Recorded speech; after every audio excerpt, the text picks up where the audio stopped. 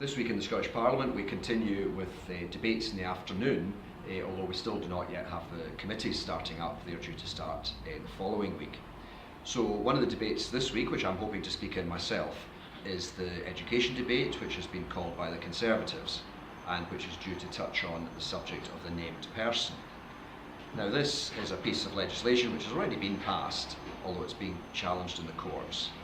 And frankly, in my opinion, a lot of misinformation has been given out about this, and concerns have been stirred up which have very little justification.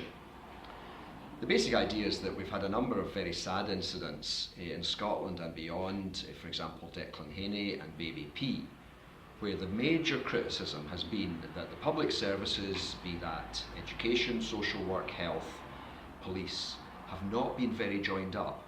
And they've all known a bit of information, but they have failed to share the information when a child has been at risk. And the hope from the idea of a named person is to give a single point of contact so that a family who are needing help can go to that single person, which would normally be the head teacher or the health visitor, and they would then know what to do, where to go to if they couldn't deal with it themselves. And it also means that if the head teacher, doctor, whoever had picked up there was problems with a particular family, and that would only be in very exceptional cases, then somebody has to act and intervene and not just leave it to somebody else. Now I think, personally, representing an area like Glasgow Shettleston, that could be very helpful, because not everybody is confident in speaking to head teacher or doctor or whatever, and this should really be a boost for them. They won't be passed from pillar to post.